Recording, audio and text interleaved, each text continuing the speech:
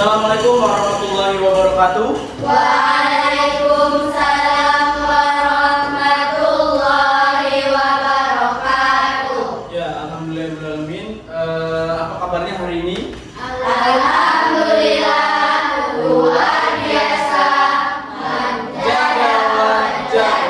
Oke, baik anak-anak, hari ini kita pelajaran terkait dengan informatika ya sama Pak Haji lagi. Sebelum kita memulai pelajaran, alangkah baiknya kita untuk berdoa terlebih dahulu. Silakan yang memimpin doa. Siapa? Ketua kelasnya? Maulida. Oke, Maulida. Silakan, Mak. Di tempat duduk siap gerak, berdoa mulai.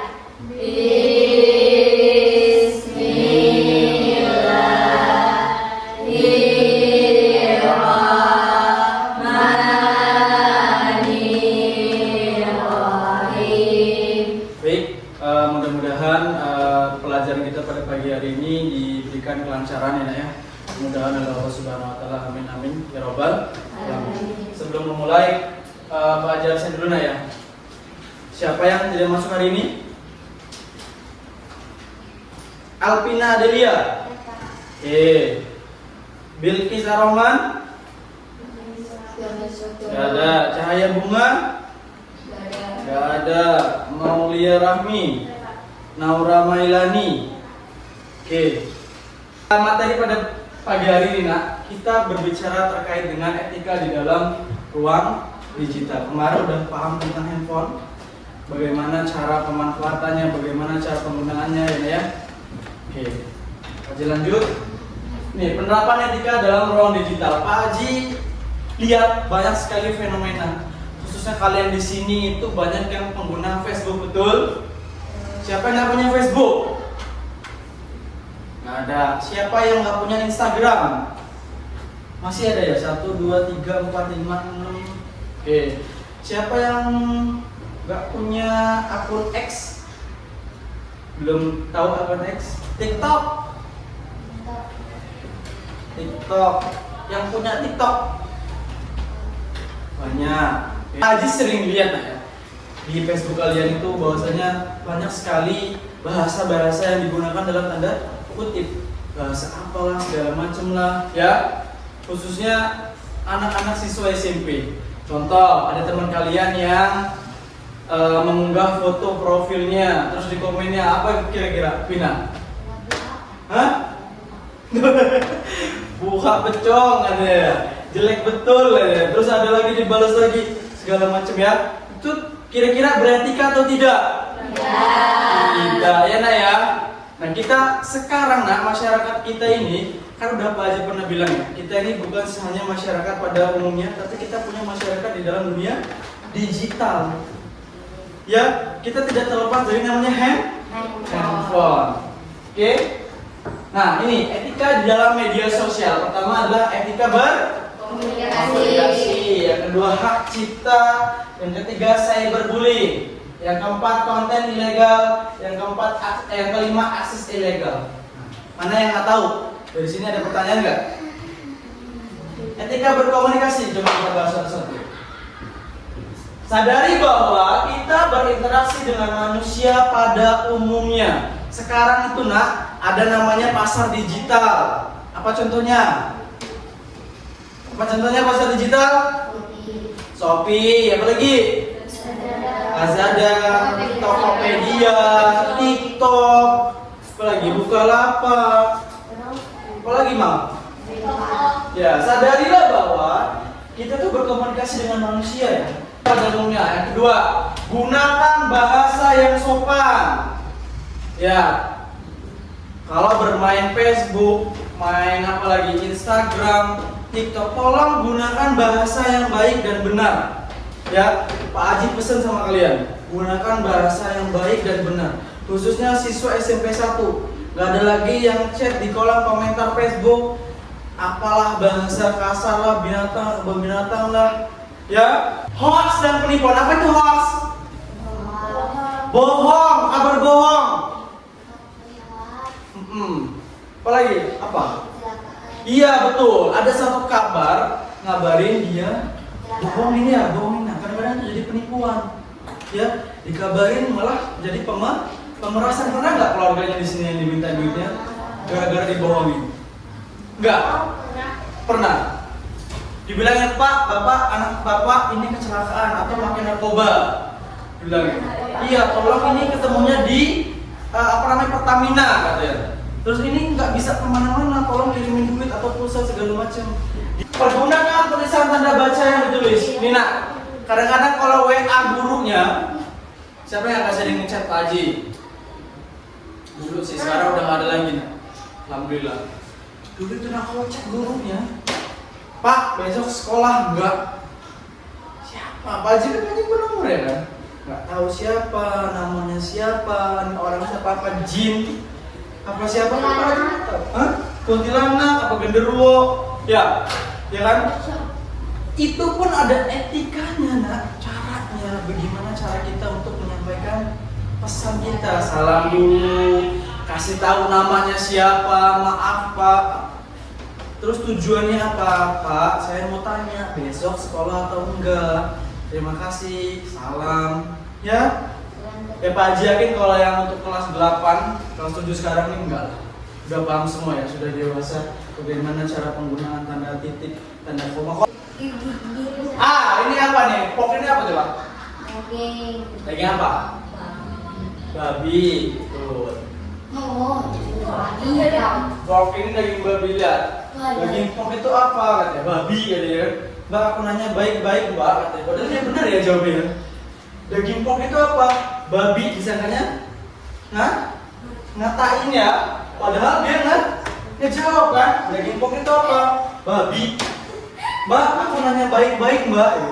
Padahal dia bukan ngatain Mbaknya babi, dia ngejawab kalau itu adalah babi. Ini contoh. Hindari ujaran kebencian, provokasi dan sara. Nih, lihat. Polisi kena corona, perempuan ini dihukum 5 bulan penjara. Kenapa? Karena dia menghina COVID. Sekarang tuh ada undang-undangnya, undang-undang ITE, makanya kan hati-hati. Bisa dilaporkan, Nak. Benar? Ya, bisa dilaporkan, makanya itu berdua aja. Unggah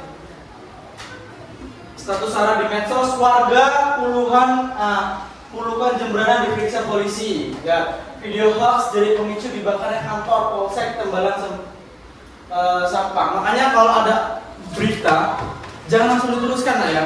Pokoknya itu berita hoax terus kalian kena. Ya apalagi enggak video prank tanpa persetujuan orang-orang terlibat. Siapa yang pernah ngeprank? Tadi Pak. Siapa? Pina? Ngeprank siapa? Mereka. Oh gitu. Cuman nggak diunggah kan? Enggak. Kalau diunggah nanti dapat hujatan dari netizen. Jaga privasi diri sendiri dan orang lain. Jangan mengungkap data pribadi ke orang yang belum dipercaya. Sekarang itu ada AI namanya nah ya. Makanya sekarang tuh hati-hati nak mengunggah muka segala macam itu kadang-kadang kita takut. Pokoknya kalau ada video orang ngomong, kalau alisnya, ya, hidungnya, sama bibirnya doang yang gerak, itu bukan orangnya. Itu adalah artificial intelligence, teknologi zaman sekarang. Ya, tuh. Sekarang bisa kan suara Pak Jokowi ditiru, suara Prabowo ditiru, padahal itu bukan suara aslinya. Itu ada teknologinya, namanya artificial intelligence. Makanya nih, lihat Undang-Undang Nomor 19, kecuali ditentukan lain oleh peraturan undang-undang. Penggunaan setiap informasi melalui media elektronik yang menyangkut data pribadi seseorang harus dilakukan atas persetujuan orang yang bersangkutan. Cyberbullying, siapa yang pernah dibully? Dah, tadi saya mau cerita katanya. Pak, yang setuju ada yang pernah dibully. Gimana Nazwa? Cerita coba. Coba mau gimana bully gimana? Dia apain? Yang dikatain jawab itu. Apalagi? Itu ini challenge kok. Biasa. Ya, ini pekerjaan amat. Pencari aman. Sama terian Pak. Yang mana itu Pak? Yang di lewat sosial media, lewat kolom komentar, di chat messenger atau di fotonya diedit-edit kayak batuk baduk itu termasuk cyberbullying. Pernah? Iya. Pernah lihat ya? Wajib minta buat kelompok yang ada berapa orang? 1, 2, 3, 1, 2, 3 1, 2, 3, 9 1, 2, 3, 12 tambah 4, 16 berarti 4 kelompok aja, 4 orang. Hitung 1 sampai 4. Tiga. Satu.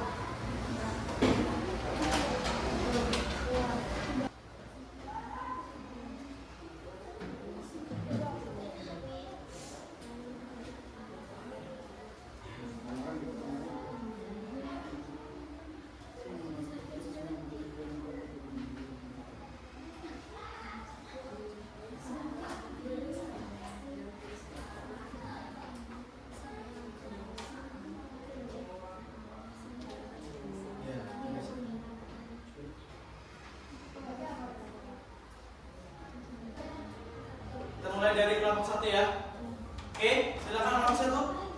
Assalamualaikum warahmatullahi wabarakatuh. Waalaikumsalam warahmatullahi wabarakatuh. Kami dari kelompok 1 ingin menyampaikan presentasi kami.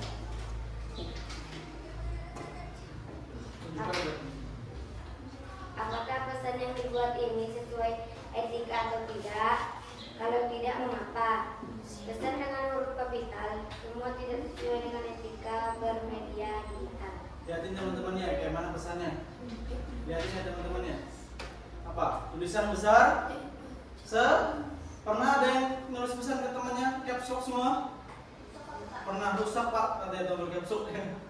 Jadi caps lock semua. Pernah? Ya itu termasuk apa nak? Berarti atau enggak? Tidak karena menggunakan huruf kapital semua. Oke. Assalamualaikum warahmatullahi wabarakatuh. Waalaikumsalam warahmatullahi wabarakatuh.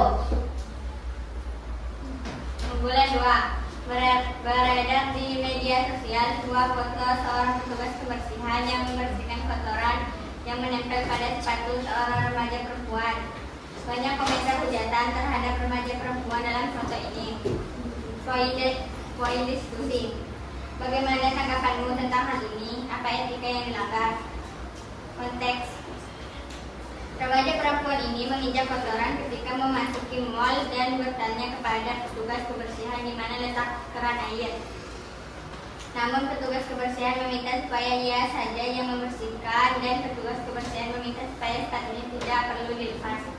Jadi jangan terburu-buru mengambil kesimpulan dari informasi yang tidak utuh.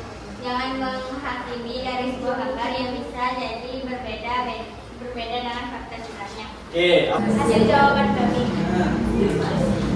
Unggahan 3. Beredar sebuah unggahan di media sosial.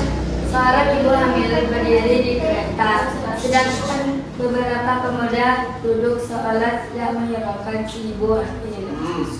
Banyak yang menyebut sikap pemuda tersebut tidak pantas karena seharusnya mereka memberikan tempat duduknya kepada ibu hamil tersebut. Oke. Poin diskusi. Bagaimana tanggapanmu tentang hal ini? Apakah narasi dan foto yang ada di atas sudah mencerminkan situasi sebenarnya? Siapa yang melanggar dan etika apa yang dilanggar?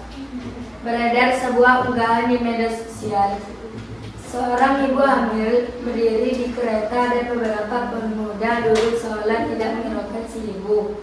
Banyak yang menyebut sikap pemuda tersebut tidak pantas karena seharusnya mereka memberikan tempat duduknya kepada ibu hamil tersebut.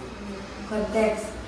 Foto itu diambil ketika awal ibu hamil berdiri di dekat pintu kereta dan para pemuda itu belum menyadari kehadiran ibu hamil. Begitu pemuda itu tahu ada ibu hamil yang berdiri, mereka langsung memberikan tempat duduknya kepada ibu hamil. Oke. Assalamualaikum warahmatullahi wabarakatuh. Waalaikumsalam warahmatullahi wabarakatuh. Kami dari kelompok 4 ingin mempresentasikan hasil diskusi kami. Pada bulan Mei 2020, sebagian masyarakat Indonesia protes terhadap Dewan Perwakilan Rakyat yang mengesahkan Undang-Undang Cipta Kerja. Akun DPR Live, seorang rapper Korea, kemudian dibanjiri oleh komentar kemarahan dari warganet Indonesia dan menolak Undang-Undang Cipta Kerja. Poin diskusi, apa yang tidak etis dalam hal ini? Akun DPR Live yang merupakan rapper dari Korea Selatan tidak ada kaitannya sama sekali dengan Dewan Perwakilan Rakyat, sehingga tidak pantas kalau ketidakpuasan terhadap DPR dilampiaskan dengan mengirimkan komentar pedas atau kasar terkait Undang-Undang Cipta Kerja. Hal ini selain tidak etis juga mempermalukan nama baik masyarakat Indonesia. Kita sudah melakukan kegiatan diskusi kelompok ya. Ada yang mau ngasih kesimpulan terkait dengan pelajaran kita pada pagi hari ini sebelum ditutup? Satu orang atau dua orang? Siapa mau kasih kesimpulan? Singkat saja nak. Jangan cepat berasumsi atau mengambil kesimpulan ya. Karena netizen itu kan begitu nah, gampang tergiring oleh opini. Padahal itu belum tentu faktanya. Kelompok 3 kesimpulannya satu kalimat. Jangan terlalu cepat untuk berkomentar. Oke, jangan terlalu cepat untuk berkomentar dan berkomentar yang baik aja, nggak usah yang buruk. Oke, kelompok 2. Jadi jangan terburu-buru mengambil kesimpulan dari informasi yang tidak utuh. Jangan menghakimi dari sebuah gambar yang bisa jadi berbeda dengan fakta sebenarnya. Pintar. Pertama, cek dulu itu hoax atau bukan, fakta atau opini, benar atau enggak beritanya. Jangan langsung menghakimi, oh dia jahat, oh dia ini dan lain sebagainya. Ya, karena di media sosial itu sangat hati-hati. Nah, kelompok 1, oke. Kelompok 1 kesimpulannya apa sih? Singkat saja. Ayo, kelompok 1. Ya, berikan komunikasi, tulisan, bacaan yang baik, gunakan tata bahasa yang baik, gunakan penghubung kalimat yang baik, gunakan kata-kata yang baik. Tujuannya agar tidak salah persepsi, nah, ya. Paham? Apalagi kalian chat dengan orang yang lebih tua, dengan gurunya, bahkan teman sebaya pun disarankan untuk seperti itu. Ya, mungkin Pak rasa cukup. Mudah-mudahan ini suatu insight atau masukan buat kalian buat lebih baik lagi ke depannya, untuk memperbaiki diri, bagaimana kalian untuk bisa lebih bijak lagi bermedia sosial di dalam ruang digital. Mungkin itu saja dari Pak Haji, kurang lebihnya mohon maaf. Wabillahi taufiq wal hidayah. Wassalamualaikum warahmatullahi wabarakatuh.